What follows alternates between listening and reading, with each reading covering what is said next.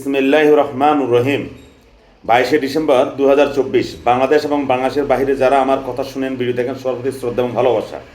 আজকের আলোচনার শিরোনামটা দেখলেন, নতুন যে নাগরিক সমাজ নামে যে রাজনৈতিক দলটি আছে, আগামীতে কি এরা বিএনপির ভোটের যে ভাগ আছে সেখানে কি ভাগ বসাবে কিনা, অর্থাৎ বিএনপির ভোটে এরা ভাগ বসাবে কিনা, এটা নিয়ে মূলত আলোচনা করতে চাই। তার আগে একটা কথা বলতে চাই, বাংলাদেশে এই যাবৎকাল যতগুলো রাজনৈতিক দল হয়েছে, আওয়ামী লীগ ছাড়া প্রত্যেকটি রাজনৈতিক দল মূলত বিএনপি থেকে তাদের ভোট বা তাদের সমর্থক তারা কেটে টেনে ছিনিয়ে নিতে এইভাবে করেছে। অর্থাৎ বিএনপির ভোটে সবাই ভাগ বসিয়েছে। জাতীয় পার্টি যখন ক্ষমতায় আসে বা জাতীয় পার্টি যখন রাজনৈতিক দল হিসাবে প্রতিষ্ঠিত হয়, তখন কিন্তু জাতীয় পার্টি বড় ধরনের তাদের যে ভোট ব্যাংক সেটা তারা বিএনপি থেকেই নিয়েছে, এবং যে নিরপেক্ষ যে ভোটগুলো ছিল, ভোটাররা ছিল, সেখানে জাতীয় পার্টি ভাগ বসিয়েছে। এরপর জাতীয় পার্টির পরে শেখ হাসিনা সরকার দীর্ঘদিন তার শাসন চালিয়েছেন। 5ই আগস্টের পরে বৈষম্য বিরোধী ছাত্র আন্দোলনের ব্যানারে প্রকাশ্যে হোক অপ্রকাশ্যে হোক, জাতীয় নাগরিক কমিটি নামে যে কমিটিটা গঠন হয়েছে, যতদূর শুনলাম এই কমিটি 2025 সালের জানুয়ারি মাসের মধ্যে প্রত্যেকটা জেলা এবং উপজেলার মধ্যে তারা কমিটি করবে। পাশাপাশি তারা ফেব্রুয়ারিতে হয়তো ঢাকাতে একটা বড় ধরনের সমাবেশ করে তারা তাদের রাজনৈতিক দলের নাম পরিবর্তনও করতে পারে, বা যে কমিটি যে রাজনৈতিক দলটা আছে সেটাকে তারা ঠিক রাখতে পারে। যতটুকু জানা গেল যে সেখানে যে বৈষম্য বিরোধী ছাত্র আন্দোলন এখন যারা আছে, তারা নাকি জাতীয় নাগরিক কমিটিতে তারা বিলীন হয়ে যাবে বা তার সাথে তারা মার্চ করবে। এই প্রেক্ষিতে হয়তো বিএনপি তাদের ভোট ব্যাংক ধরে রাখার জন্য, এবং যে দোদুল্যমান বা ভাসমান ভোটার যেটাকে বলি, যে ভোটারগুলো সুইং ভোট যেটাকে বলি, এই ভোটগুলোকে ধরে রাখার জন্য অনেকের কথা হচ্ছে যে বিএনপি তাড়াতাড়ি করে ভোট চাচ্ছে। কারণ অনেকের কথা হলো যে বিএনপির ভয় যে যত দেরি হবে তত বিএনপি থেকে এই সুইং ভোটরা মুখ ফিরিয়ে নেওয়ার সম্ভাবনা আছে। এই কথাটার সাথে আমি একমত। এইভাবে যুক্তি দিয়ে কথা বলতে হবে, কারণ আমি অযৌক্তিক কোনো ভিডিও বানানোর চেষ্টা করি না, রাতারাতি ভাইরাল হওয়ার চেষ্টাও আমি করি না, এই জন্য আমার ভিডিওতে ভিউজ কম। বাস্তব কথা হলো যে আগামী নির্বাচন যত দেরি হবে, বিএনপির ভোটে অন্যরা ভাগ বসাবে। জাতীয় নাগরিক যে কমিটি, তারা কি করবে? এখন সারা বাংলাদেশ থেকে ধরেন যারা বিএনপি থেকে মনোনয়ন পাবে, তাদের কেউ হয়তো সিগন্যাল পেয়েছেন বা পাননি। যারা পাবেন না তাদেরকে কিন্তু এই জাতীয় নাগরিক কমিটি টোপ দেবে যে তাহলে আপনি আসেন, আপনি যখন জনপ্রিয়, আপনি আমাদের দল থেকে নির্বাচনটা করেন। ধরেন 300 আসনে এই অবস্থা হলো, এই জাতীয় নাগরিক কমিটি তখন কাদের সাথে কপ করবে? হেফাজতে ইসলাম এবং চরমনাই পীর সাহেবের সাথে তারা কপ করতে পারে, আমি অগ্রিম বলে রাখলাম। এটার একটা মহড়া চলতেছে। তাবলিগের দুইপন্থী, এরা ভালো মন্দ এটা নিয়ে আমি বিবেচনা করব না, কে হক কে বাতিল। সবাই বলে হক, সবাই বলে বাতিল।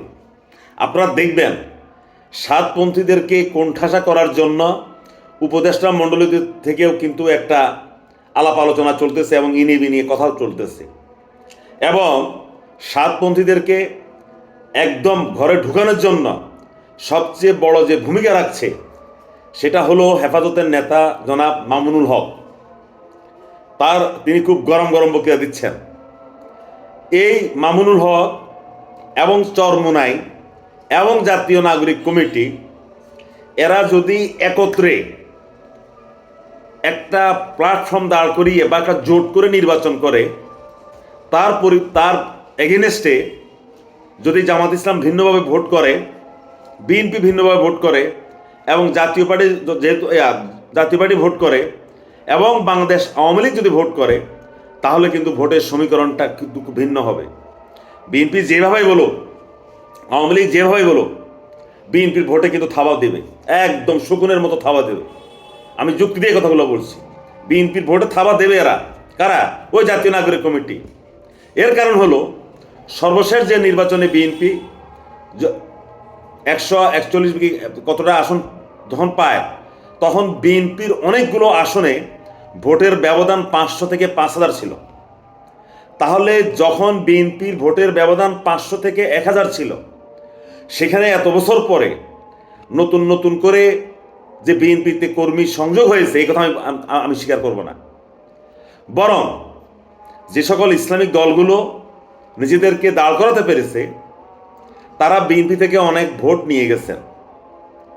আবার বিএনপিতে যারা একটু বয়স্ক মানুষ আল্লাহ বিল্লাহ করে এরকম বয়স্ক কিছু মানুষের সিম্পিতিও আবার জামাত এবং অন্যান্য হেফাজত ইসলাম চরমনেরা নিয়ে গেছে।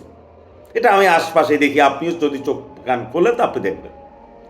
তাহলে এখন যে জাতীয় নাগরিক কমিটি হচ্ছে এটা কি বিএনপির জন্য হুমকি? হ্যাঁ, অবশ্যই বিএনপির জন্য হুমকি। কারণ বিএনপি তার সব কর্মীকে ধরে রাখতে পারবে না, কর্মী না, তার সকল সমর্থককে শুভাকাঙ্ক্ষী সে ধরে রাখতে পারবে না। কিন্তু আওয়ামী লীগ পারবে। আওয়ামী লীগ তাদের যতগুলো সমর্থক যারা ছিল সবাইকে আওয়ামী লীগ ধরে রাখতে পারবে। তারা জিতুক বা না জিতুক তারা তাদের সমর্থক ধরে রাখতে পারবে। এখন এইখানে বিএনপির অবস্থাটা কি হবে? বিএনপি কি আওয়ামী লীগের সাথে কপ করে ভোট করবে? বিএনপি জামাতের সাথে কপ করে ঐক্য করে ভোট করবে, নাকি বিএনপি সবার এগেনস্টে গিয়ে বিএনপি এককভাবে ভোট করবে? এই বিষয়টার দিকে আমাদেরকে দৃষ্টি রাখতে হবে এবং সেটা পরিষ্কার হয়ে যাবে এই আগামী নির্বাচনের আগেই। হয়তো আগামী নির্বাচন যদি আগামী জুনে হয় তার 1 মাস আগে 2 মাস আগে আপনি পরিষ্কারভাবে দেখতে পারবেন। তবে বিএনপির যে সাংগঠনিক কাঠামো বিএনপির দাঁড়করণের কথা ছিল, তারেক রহমানের আন্তরিক প্রচেষ্টার পরেও বিএনপির কেন্দ্রীয় নেতারা যারা যার নিজের এলাকাতে, নিজের জেলায়, নিজের উপজেলায় একজন অঘোষিত সম্রাট, তাদের কারণেই বিএনপি তার দলটা গুছাতে পারেনি। এখানে তারেক রহমানের কোনো দোষ নাই। তারেক রহমান লন্ডনে থাকেন, তিনি তার দল গোছানোর জন্য দীর্ঘদিন থেকে এইসব নেতাদেরকে বলেছে। নেতারা আজ না কাল, কাল না পরশু এইসব কথা বলে এই বিএনপির দল গোছানোটাকে তারা পিছিয়ে দিয়েছে। আখেরে যেটা হবে, সর্বশেষ যেটা হবে, সেটা হবে ক্ষতি এই নেতারাই বিএনপিকে করবে।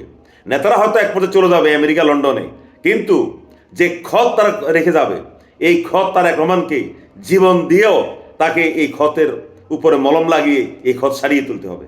সবাই ভালো থাকবেন, ধন্যবাদ।